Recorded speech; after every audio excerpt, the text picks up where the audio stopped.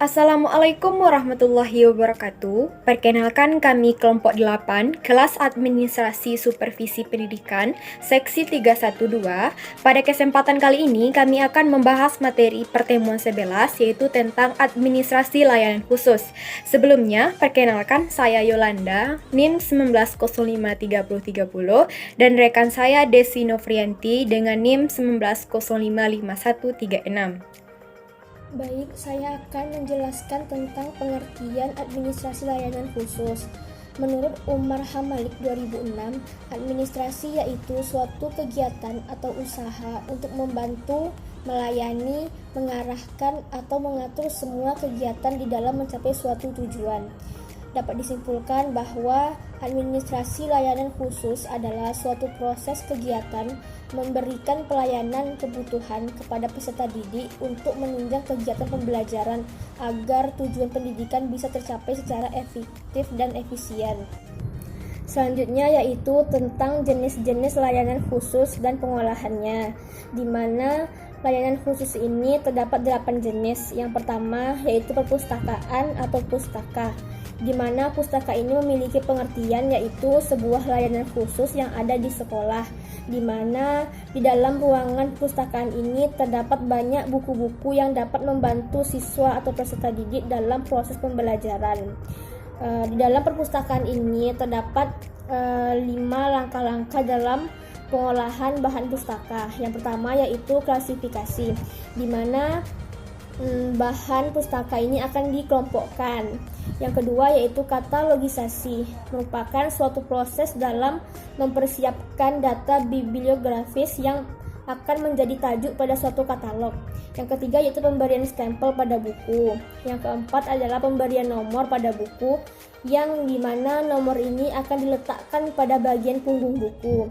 Yang kelima yaitu pengaturan buku pada rak, di mana buku ini disusun menurut golongan dan nomor buku sehingga pengunjung akan lebih mudah dan praktis menemukan buku yang diperlukannya.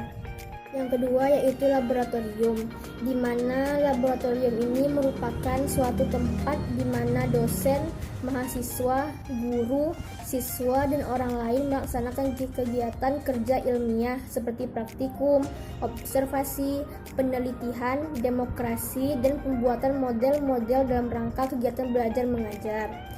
Laboratorium ini terdapat beberapa jenis. Yang pertama yaitu menurut bidang studi, misalnya laboratorium kimia, fisika, laboratorium biologi. Yang kedua yaitu menurut kelompok bidang studi, misalnya labor IPS dan labor IPA. Yang ketiga yaitu menurut bidang ilmu teknik labor. Yang pertama itu merupakan laboratorium yang digunakan sebagai workshop atau bekerja bengkel.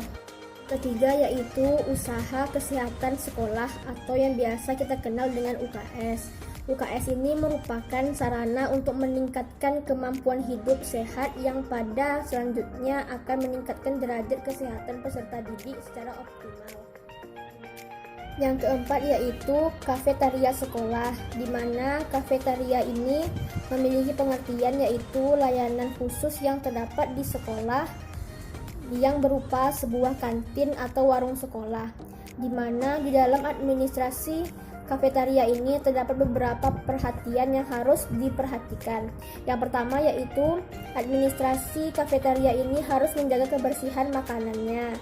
Yang kedua, tempat yang digunakan juga harus menjadi pertimbangan utama karena kebersihan diharapkan dapat menjauhkan penyebaran hama penyakit. Yang ketiga, makanan yang disediakan hendaknya makanan yang bergizi tinggi, memiliki vitamin-vitamin yang diperlukan siswa pada umumnya. Yang keempat, harga makanan hendaknya dapat dijangkau atau sesuai dengan kondisi ekonomi siswa. Yang kelima, mengupayakan agar kafetaria ini tidak memberikan layanan dan kesempatan kepada para siswa untuk dapat berlama-lama atau nongkrong, karena kondisi ini akan menyokong munculnya perilaku-perilaku negatif. Baiklah, saya akan melanjutkan materi dari kelompok 8 yaitu tentang jenis-jenis layanan khusus dan pengolahannya. Yang kelima ada sarana ibadah, di mana sarana ibadah ini merupakan tempat untuk beribadah dan melaksanakan kegiatan keagamaan lainnya, serta bisa membentuk kerohanian bagi peserta didik khususnya, agar mampu menjadi manusia yang baik dan beriman. Selanjutnya ada asrama, di mana asrama ini merupakan sebuah layanan khusus yang disediakan oleh sekolah bagi siswa-siswanya yang bertempat tinggal jauh. Kemudian ada koperasi, di mana koperasi merupakan suatu layanan khusus yang bertujuan untuk mendidik peserta didik untuk dapat berwirausaha nantinya. Kemudian yang terakhir ada transportasi, di mana transportasi ini merupakan sarana penunjang untuk kelancaran proses belajar mengajar di sekolah.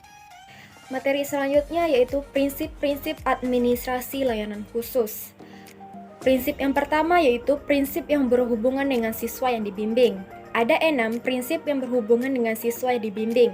Yang pertama, layanan bimbingan harus diberikan kepada seluruh peserta didik. Yang kedua, harus ada kriteria untuk mengukur prioritas layanan bimbingan kepada siswa. Diperlukan suatu alat pengukur yang cermat agar dapat dibedakan siswa yang mana yang harus didahulukan. Yang ketiga, program bimbingan harus dipusatkan kepada siswa. Yang keempat, pelayanan bimbingan harus dapat memenuhi kebutuhan-kebutuhan individu yang bersangkutan. Yang kelima, keputusan terakhir dalam proses bimbingan ditentukan oleh individu yang dibimbing. Pembimbing bertugas membantu siswa untuk menanggulangi masalah dengan berbagai alternatif keputusan, sehingga pengembalian keputusan pada siswa sendiri. Yang terakhir, individu yang mendapat bimbingan harus dapat berangsur-angsur membimbing dirinya sendiri. Baik, selanjutnya tentang prinsip-prinsip yang berhubungan dengan pembimbing. Yang pertama itu, petugas-petugas pembimbingan harus melakukan tugasnya sesuai dengan kemampuan dan kewajiban masing-masing. Yang kedua, petugas-petugas bimbingan di sekolah dipilih atas dasar kualifikasi kepribadian, pendidikan, pengalaman, dan kemampuan. Yang ketiga, petugas bimbingan harus mendapat kesempatan untuk memperkembangkan diri serta keahliannya melalui berbagai latihan. Yang keempat, petugas bimbingan hendaknya mempergunakan informasi yang tersedia mengenai individu yang dibimbing beserta lingkungannya sebagai bahan untuk membuat individu yang bersangkutan ke arah penyesuaian yang lebih baik. Yang kelima, petugas bimbingan harus menghormati dan menjaga kerahasiaan informasi tentang individu yang dibimbing. Yang keenam, petugas-petugas bimbingan hendaknya mempergunakan berbagai jenis metode dan teknik yang tepat dalam melaksanakan tugasnya. Yang ketujuh, petugas-petugas bimbingan hendaknya memperhatikan dan mempergunakan hasil penelitian dalam bidang minat kemampuan dan hasil belajar individu untuk kepentingan perkembangan kurikulum sekolah. Selanjutnya yaitu prinsip-prinsip yang berhubungan dengan organisasi dalam administrasi bimbingan. Yang pertama, bimbingan harus dilaksanakan secara berkesinambungan. Yang kedua, dalam pelaksanaan bimbingan harus tersedia kartu pribadi bagi setiap individu siswa. Hal ini sangat diperlukan untuk mencatat data pribadi individu secara sistematik yang dapat digunakan untuk kemajuan individu yang bersangkutan. Yang ketiga, program bimbingan harus disusun dengan kebutuhan sekolah yang bersangkutan, sehingga layanan bimbingan mempunyai sumbangan yang besar terhadap program sekolah. Yang keempat, pembagian waktu untuk setiap bimbingan secara teratur. Yang kelima, bimbingan harus dilaksanakan selama dalam situasi individu dan dalam situasi kelompok sesuai dengan masalah dan metode yang dipergunakan dalam memecahkan masalah. Yang keenam, kepala sekolah memegang tanggung jawab mendasar dalam pelaksanaan bimbingan. Baiklah, materi selanjutnya yaitu tentang peranan guru dalam administrasi layanan khusus.